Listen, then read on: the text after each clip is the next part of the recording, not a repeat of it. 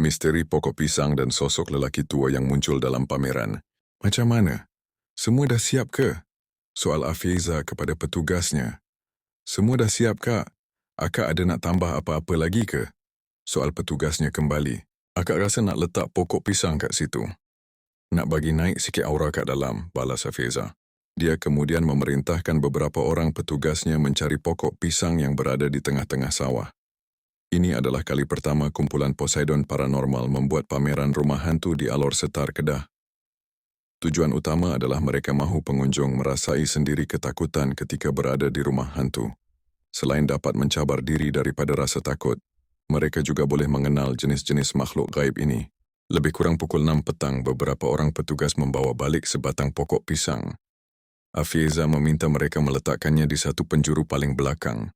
Bagi menghidupkan lagi suasana rumah hantu itu, beberapa elemen seperti batu nisan, pokok pisang, kereta buruk, dan juga wajah-wajah hantu ditampal di sekitar kawasan pameran. Sebaik siap meletakkan pokok pisang, tiba-tiba kaki salah seorang petugasnya terkena parang dan darah itu terpercik ke lantai. Lah, kenapa pula ni? Cepat cuci, kata Afiza yang meminta petugasnya segera membersihkan kesan darah itu. Masa tu Afiza mula rasa tak sedap hati. Seboleh-bolehnya dia tidak mahu ada unsur darah kerana bimbang ada sesuatu yang tidak diingini berlaku nanti. Tidak lama kemudian angin kuat berserta hujan yang sangat lebat mula turun mencurah-curah. Mereka semua lari masuk ke dalam sebuah khemah tanpa sempat mencuci kesan tompokan darah tadi. Cermin yang digunakan sebagai prop juga jatuh berkecai. Afiza makin susah hati. Seolah-olah ada petanda yang tidak baik akan berlaku. Tapi dia terus berdoa. Semoga segala yang dirancang berjalan lancar. Pukul 8 malam. Gendang, silat dan pertunjukan tomoy memulakan acara. Ramai pengunjung yang datang menunggu untuk masuk ke rumah hantu. Jam 9 malam, pengunjung mula dibenarkan masuk. Malam itu Afiza bertugas menjaga pintu masuk utama. Setelah hampir sejam berjalan, makin ramai pengunjung yang datang. Tiba-tiba seorang petugas datang menghampiri Afiza dan memberitahu ada seorang pengunjung perempuan pengsan. Mereka segera mengeluarkan pengunjung itu di kawasan lapang, dan Afiza mula merawat pengunjung perempuan itu. Lebih kurang 10 menit, pengunjung itu kembali pulih. Awat ni, Dek, soal Afiza. Entahlah, Kak, saya terlampau takut, balas budak perempuan itu. Adik takut hantu yang mana? Soal Afiza lagi. Hantu dekat pokok pisang, balasnya lagi. Semua petugas tergamam mendengar jawapan budak perempuan itu. Afiza terus bertanya, hantu yang mana? Adakah hantu pengantin malam, Pontianak, red kebaya, atau pocong? Tapi budak perempuan itu menggelengkan kepala. Katanya ada hantu orang tua di dalam pameran itu. Dekat pokok pisang. Hantu itu sangat mengerikan. Afiza dan petugas berpandangan sama sendiri. Setahu mereka mana ada hantu orang tua. Dan seingatnya juga, tiada hantu yang mereka letakkan di kawasan pokok pisang itu. Mereka semua mulai pelik. Tapi Afiza abaikan semua itu. Aktiviti terus berlangsung. Pengunjung yang datang juga tidak putus-putus. Sebentar kemudian datang seorang petugas lagi bertemu Afiza. Katanya ada kru yang berlakon sebagai Pontianak tidak mau duduk di belakang. Terpaksa Afiza masuk dan bertemu dengan mereka. Tugas kru yang jadi hantu Pontianak itu adalah duduk di atas sebuah kereta lama. Sebaik Afiza tiba dan kru itu mahu turun dari kereta, tiba-tiba kakinya terkena sesuatu dan berdarah. Afiza segera mengambil kain dan minyak sebelum menutup luka itu. Kak, saya tak maulah duduk sini. Takut, katanya. Awak takut soal Afiza lagi. Kata kru tersebut dia berasa tidak selesa di situ. Seolah-olah ada sesuatu. Afiza terus memujuk. Dia tidak mahu aktiviti malam itu terganggu.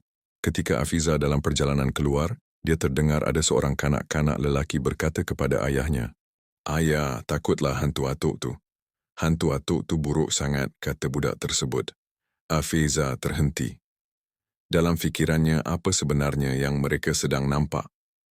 Dia melihat sekeliling. Tidak nampak pun hantu orang tua atau sebarang kelibat orang tua di kawasan itu. Dia pergi ke bahagian belakang berhampiran pokok pisang itu. Memang benar dia dapat rasakan satu aura lain di kawasan itu. Tapi, disebabkan aktiviti masih berjalan, Afiza biarkan saja. Tidak sampai 15 menit, sekali lagi petugas datang memberitahu Afiza ada pengunjung yang pengsan. seorang lelaki. Mereka segera memberikan rawatan, tapi kali ini Afieza tidak sempat bersembang dengannya. Selepas sedar, pengunjung itu terus dibawa pulang oleh rakannya. Suasana rumah hantu itu makin berbeza dari awal. Semuanya menjadi kalut sedikit. Afiza dapat merasakan ada sesuatu yang tidak kena. Bila masuk ke dalam, dia sendiri dapat rasa suasana itu seperti berada di kawasan berhantu yang benar. Bila waktu hendak sampai kepada kemuncak, kru Malaysia Hari Ini TV3 sampai. Mereka memulakan rakaman tentang rumah hantu itu. Mereka semua masuk ke dalam dan mula merakam. Setelah selesai, penerbitnya datang bertemu dengan Afiza. Kak ada letakkan orang tua ke berjaga dalam tu? Soalnya, mana ada, semua orang muda. Sepanjang saya berjaga di pintu masuk, tak ada seorang pun orang tua yang masuk, balas Afiza. Ada kak. Masa saya masuk, saya nampak ada orang tua duk ikut jer pengunjung yang masuk. Kami nak buat kerja pun dia ikut jer. Wajahnya memang tua sangat, katanya. Beberapa orang kru yang berlakon menjadi hantu juga mengakui perkara yang sama. Katanya, sewaktu mereka duduk di situ, memang ada orang tua yang duduk-duduk berhampiran mereka. Selesai majlis, sewaktu semua berkemas, Afiza perasan ada seseorang sedang berdiri di penjuru hujung kemah dan sedang memerhatikannya. Waktu itu memang tiada sesiapa pun yang masuk ke kawasan itu. Pada awalnya, niat utama Poseidon Paranormal hanya mahu mempamerkan replika hantu kepada pengunjung. Tapi tidak sangka wujud hantu yang sebenar-benarnya di dalam itu. Afiza sendiri tidak tahu dari mana datangnya orang tua itu. Adakah dari pokok pisang itu? Ataupun dari mana-mana elemen yang ada pada malam tersebut. Namun, Afiza bersyukur majlis itu berjalan dengan lancar.